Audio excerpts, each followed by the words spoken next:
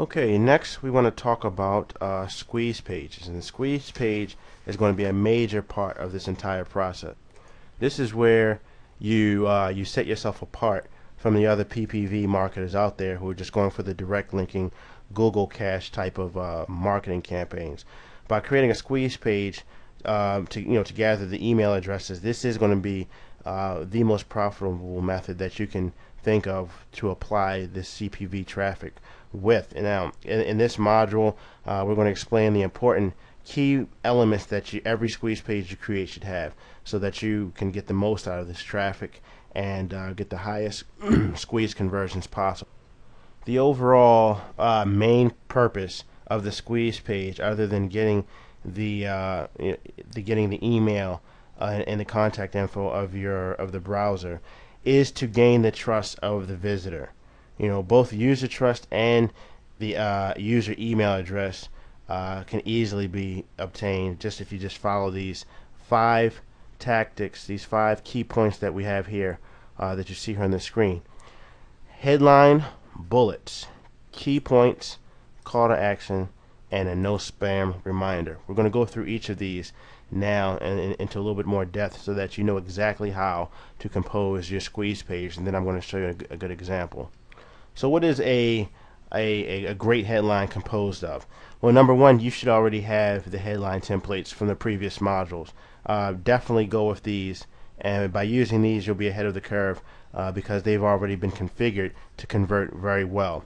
But all in all, the headline for your squeeze page is basically your one shot to grab that visitor's attention. You really have to make your page stand out from the crowd, and there's 3 different styles for writing the headline, and you'll see those in your template. So go ahead and grab a template from there, from one of those. The classic "Who else wants to?" That popular headline in quotations. Then you have the in your face type of headlines, the ones that call out. So go ahead and look through, pick one of those out, and let's move on with the bullet point.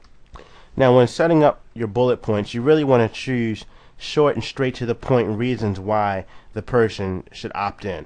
Don't go into writing paragraphs or being too descriptive. Just hit them hard with a hard-hitting what they're going to get type of bullet points from opting in, and just try to limit the number of bullet points too. You don't want to really do more than 4 or 5, at most 7 bullet points, keeping in mind that you just want to keep their interest. This next tip is pretty obvious. You just want to go through and highlight key points. If they're going, for example, if they're getting a free stock trading manual, you want to put that free stock trading manual in bold. You may use a highlighter. Just go through and highlight the key points for scanners. Scanners are people that come to a website and they just look at your headline, they look at what they have to do at the end, or which is they'll look at your opt-in box. They'll check for a few things and they'll start going through your bullet points, kind of working backwards, and their eyes will catch all the highlighted items. And if you make the highlighted items the important information, the pertinent information that they need to make a decision whether they're going to opt in, then that'll work to your advantage. So you're almost building this opt-in page as if you're trying to make a sale. That's how good your opt-in page should be. And the more you sell the opt-in, naturally the higher the response is going to be, and the more profitable your business is going to be. Next is the call to action. Now, with lots of other types of marketing media, just as with a sales letter, it's crucial that you get the person who's browsing not just to read through your bullet points and not just to do anything else, but you want them to opt in. You actually want them to put their stuff in and opt in. It does you no good if they scroll around the page, read your bullet points, but then they kind of fall off and say, "I'll come back to this." So there's a few ways you can do, a few things you can do to get them to opt in and take action. Number one, you want to tell them that there's going to be some sort of price increase. Even though you say you're providing something for free, you may want to stress that, well, I can't offer this for free much longer, and then it's going to, after such and such period of time, I'm going to have to go back and make it, the $97 price that it's going to be. Or you can offer a free gift. Just simply offer a free gift and say that just make it so you want to create a sort of a sense of urgency with everything you do when it comes to marketing, especially captivating people's attention online, because the attention span is so short. Unless your website is Facebook, you're not really holding, the average website user, I think they said, spends on average 10 seconds on a website before they leave.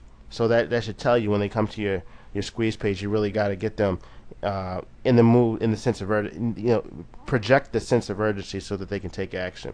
So you may want to say something like the free gift is limited to the first 20 people, the first 500 people, or whatever you want to do for that, and just tell them what to do. Some people, they may read all the bullet points and in the world, then they'll just be left not knowing, what they want to do, and it might be your final phrase that just pushes them forward, that says sign up now before it's too late, or join us now, or join for free, or get this for free. Give them that extra command of what to do, and you'll see a strong increase in conversions as well. Finally, what you want to do is you want to have a no spam reminder. Anytime and every time that you ask a person for their information, their personal information, you have to give them a sense of trust and assurance that you are a reputable person, which hopefully you are. And with that, you need to tell them, even though it may be obvious, you need to tell them that their information is 100% safe with you. Tell them that you hate spam as much as they do. Let them know that you're a marketer or a person just like them, and you have no intentions of selling or misusing their information. Because this is a trade-off. They're giving you their information, you're giving them your information, which is your product or your free free information or your package. So just assure that the email, ensure that they're protected, and it will really go a long way and give you the trust of your readers, and even go above and beyond and start. You can even put seals on your opt-in, your squeeze pages. So these seals, these trust verified by seals, have proven to increase opt-ins as well. As with the little no smoking sign, but put spam and behind it, so it's like a no spam type of picture. Those graphics increase conversions as well. So those are the little things that you can do to have your page converting extremely well. Don't overlook them, because each one of these has its own purpose: headlines, bullets, key points, call to action, and no spam. And if guaranteed 100% of the time, if you compare a site that doesn't use these to a squeeze page that does, this one will outperform all of the time, with extreme, maybe with some extreme exceptions. But there you go. So now let's look at the next step in this phase for setting up the autoresponders.